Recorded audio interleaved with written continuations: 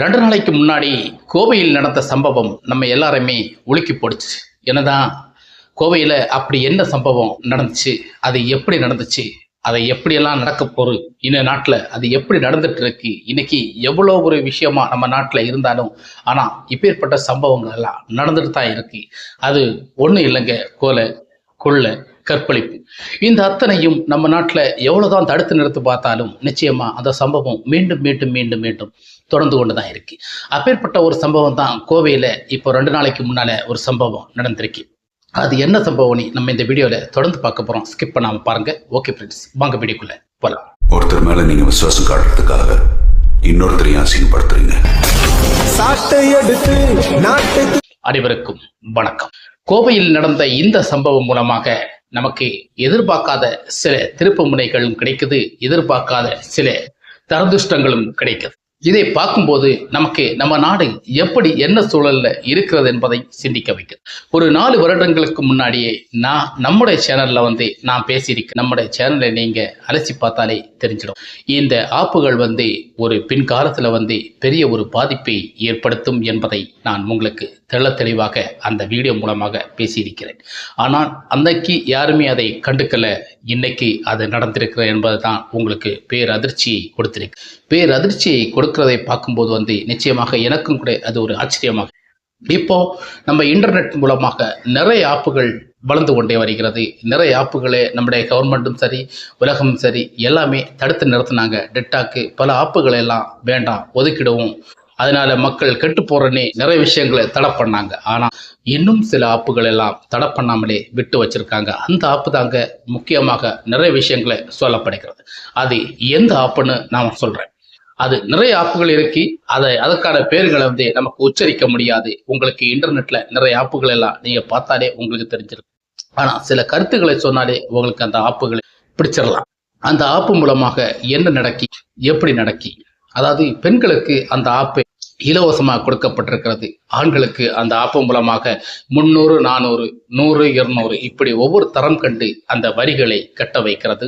மாறி வாய்ஸ் பேசுவதற்காகவும் பெண்களும் ஆண்களும் பேசுவதற்காகவும் ஒரு சார்ஜ், அதுக்கப்புறம் நீண்ட தூரம் பேசுவதற்காக இன்னொரு சார்ஜ், இப்படி அந்த ஆப்பு மூலமாக நிறைய விஷயங்கள் செயல்படுகிறது. அந்த ஆப்பு மூலமாக தான் தற்காலம் இப்போ கோவையில் ஒரு சம்பவம் நடந்திருக்கிறது.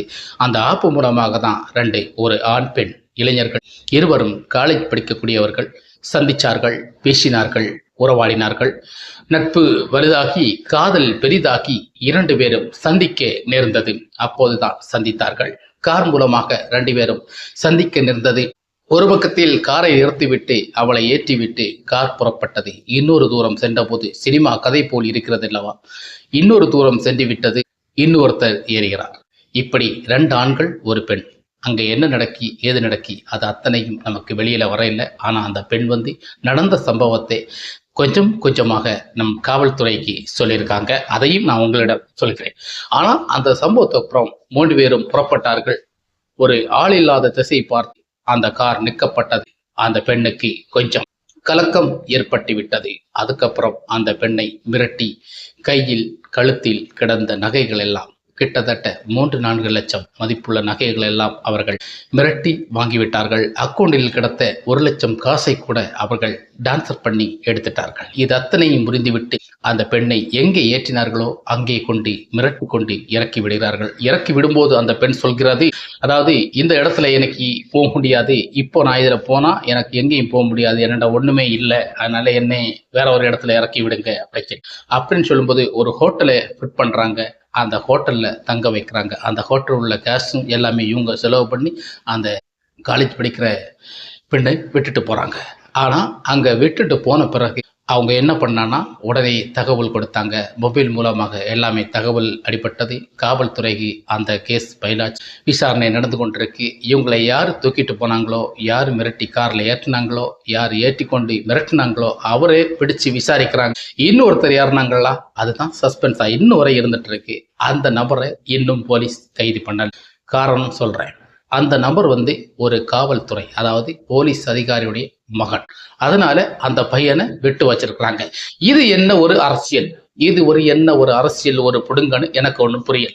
இந்த காவல்துறை அதிகாரிகளும் அதிகாரத்தில் இருக்கிறவங்களுக்கு மக்களை தண்டிக்க கூடாது இந்த சட்டம் ஒரு சூழ்நிலை எழுதி வச்சிருக்கிறதா, இல்ல சட்டம் இதை தண்டிக்கப்படக்கூடாதுன்னு சொல்லி ஒரு தடுதுகளை எல்லாம் பண்ணி வச்சிருக்கிறது, இல்லை தண்டனை எல்லாருக்கும் உண்டு. ஒருத்தனை பிடிச்சோமா மற்றவனையும் பிரிச்சு நீங்க விசாரிக்க வேண்டியதான் நம்முடைய அரசுக்கும் கடமை, நம் காவல்துறைக்கும் கடமை. அது போலீஸ் அதிகாரியோட மகன் சொன்னோன்னா நீங்க விட்டுட்டீங்களே, அதுக்கு என்ன காரணம், இதுக்கு என்ன நியாயம், இதுக்கு என்ன நீதி இங்கே இருக்கிறது? அப்பேற்பட்ட சூழல்கள் எல்லாம் வரும்போது மக்கள் கேள்விகள் எழுப்புகிறார்கள். கேள்விகள் எழுப்பும் போது சில விஷயங்களை நமக்கு தெளிவாக புரிய வைக்குது. மக்கள் இதுல தான் தெளிவாக இருக்கிறாங்க.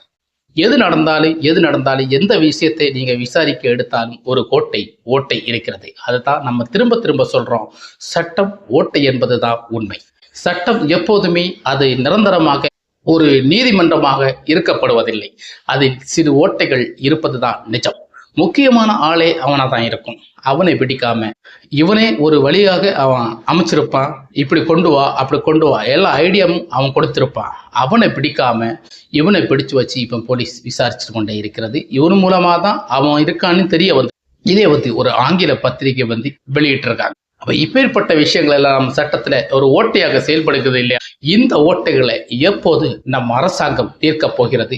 இந்த ஓட்டைகளை நம் நீதிமன்றம், நம் இந்திய ஜனநாயகம் நாடும், அதாவது பாராளுமன்றம் ஆட்சியும் சரி, நம் சட்டமன்ற ஆட்சிகளும் சரி, இந்த மாதிரி ஓட்டைகளை எப்போது தீர்க்க போகிறது, எப்போது அடைக்கப் போகிறது? கோவையில் நடந்த சம்பவம் எல்லாருக்குமே நடக்கும் என்று நமக்கு நம்புவோம். இதை எதற்காக சொல்கிறேன் என்றால், இப்படி இன்னைக்கு உள்ள காலகட்டத்தில் வந்து இன்டர்நெட் ஆப்புகள் வைத்து பல பெண்கள் பல ஆண்கள் உரையாடுகிறார்கள். முக்கியமாக இன்ஸ்டாகிராம் நம்ம ஆப்புகள் எல்லாம் நிறைய சொல்லப்போனால் ஃப்ரெண்ட்ஸ் ஆப்பு அப்படின்னு நிறைய ஆப்புகள் எல்லாம் இருக்கிறது. இதில் பெண்கள் வந்து எச்சரிக்கையாக இருக்க வேண்டும். பிள்ளைகள் என்ன செய்கிறது என்று பெற்றவர்களும் அதற்காக எச்சரிக்கையாக இருங்கள் என்பது தான் என்னுடைய நோக்கம்.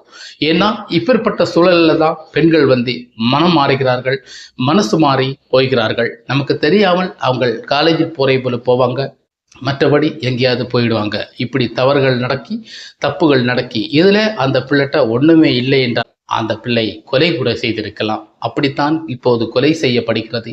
ஆனால் துரதிருஷ்டமாக அந்த பிள்ளை எப்படியோ அதிர்ஷ்டமாக தப்பிவிட்டார். இப்படிப்பட்ட சில விஷயங்கள். ஆனால் அந்த இத்தனைக்கும் ஒரு காலேஜ் படித்த ஒரு டிகிரி படித்த ஒரு பெண் இந்த அளவுக்கு இப்படி கீழ்த்தரமாக யோசிக்கவும் கூடாது. இதை பெண்கள் புரிந்து வைத்திருக்க வேண்டும். ஏன்னா ஒரு சில விஷயங்களை நமக்கு எப்படி பண்ணுறோம், எதுக்கு பண்ணுறோம், இவன் எதுக்கு இப்படி வரான், இவன் எதுக்கு இப்படி நம்மகிட்ட பேசுகிறான், இவன் எதுக்கு இந்த நேரம் நம்மளை கூப்பிடணும், இப்படியெல்லாம் பல விஷயங்களை பெண்களும் யோசிப்பதில்லை. இப்படி யோசிக்காமல் நீங்கள் மாட்டிக்கொள்வதுதான் இப்படிப்பட்ட சில விஷயங்கள் நடப்பது உறுதியாக இருக்கிறது, நடந்து கொண்டும் இருக்கிறது. அதாவது களவு செய்யும் போது எப்போதுமே திருடன் இருப்பது தான் உண்மையான களவாக இருக்க முடியும். அதுபோல்தான் எப்பவும் திருட்டை ஒழிக்க முடியாது. அது நம்ம கண்ணதாசன் சொன்னது போலதான் திருட்டை ஒழிக்க முடியாது. அப்படிப்பட்ட விஷயங்கள் தான் இங்க நடக்கி. திருட்டன் செல்லும்போது வந்து பணம் திருட்டு மட்டுமல்லங்க, பெண்கள் திருட்டு, ஆண்கள் திருட்டு, எல்லா திருட்டுகளும் சமம்தான். ஆனா நம்ம நாட்டுல வந்து அது ஆள்கண்டு பரமாறுறது, ஆள்கண்டு பேசி இது பண்றது எல்லாமே துரதிருஷ்டமான சில விஷயங்கள் நடந்துட்டு இருக்கு. முக்கியமா நீங்க யார் குற்றவாளியோ அவங்களை நீங்க அரெஸ்ட் பண்ணி விசாரிங்க, தண்டனை ஒரே ரீதியா கொடுங்க. அதை ஏன் நீங்க வந்து மாற்று விஷயமா யோசிக்கிறீங்க? இங்கதான் சட்டம் வந்து தப்பு பண்ற நம்ம அரசாங்கம் அங்க செயல்படுத்த முடியாம சில விஷயங்களை திணறிக்கொண்டே வருகிறதா, அல்லது உள்நோக்கமா இருந்து அதெல்லாம் நமக்கு கடந்ததே பார்த்துட்டே இருக்கிறோமே. எத்தனை விஷயங்கள் நமக்கு இன்னும் வரைக்கும் கேள்விகளுக்கும் விடைகளும் இல்லை. இன்னும் அஜித்குமார் வழக்கு கூட இன்னும் பெண்டிங்ல தான் இருந்துட்டு இருக்கு. எந்த வழக்கும் கூட இல்லை. ஸ்ரீமதி வழக்கு, அஜித்குமார் வழக்கு, யாருக வழக்கு, இந்த நாட்டுல நம்ம நடந்த எத்தனை வழக்கா இருந்தாலும் அத்தனை வழக்குக்கும் இன்னைக்கு முடிவே இல்லை. அத்தனை வழக்குக்கும் இப்படி சாத்தான் குளத்துல இருந்த 2 பெலிக்ஸும் தந்தையும் மகனும் அவங்களுடைய வழக்கும் கூட இன்னைக்கு முடிவே இல்லை. இப்படிப்பட்ட முடிவுகள் இல்லாத வழக்குகள் இருக்கும்போது சட்டம் ஓட்டை என்பதை மீண்டும் மீண்டும் நிரூபிக்கிறதல்லவா? அதைத்தான் நான் உங்களுக்கு சுட்டி காட்டுக்கிறேன். இந்த ஆப்பு விஷயங்கள்ல வந்து பெண்கள் ஜாக்கிரதையாயிருங்க. பெண்கள் என்ன பண்றாங்க, மகள்கள் என்ன பண்றாங்க, தந்தையும் தாயும் கவனமாக இருங்கள். மக்களுக்கு இது ஒரு விழிப்புணர்வை ஏற்படுத்த வேண்டும். இப்பேற்பட்ட சூழல்கள் நீங்கள் தள்ளப்பட்டால் நாளை ஒரு காலம் நம்முடைய சமுதாயம் கெட்டு போயிடும். நம் சமூகம் அது ஒரு கேள்விக்குறியான சில விஷயங்களை மாற்றத்தை ஏற்படுத்தும்.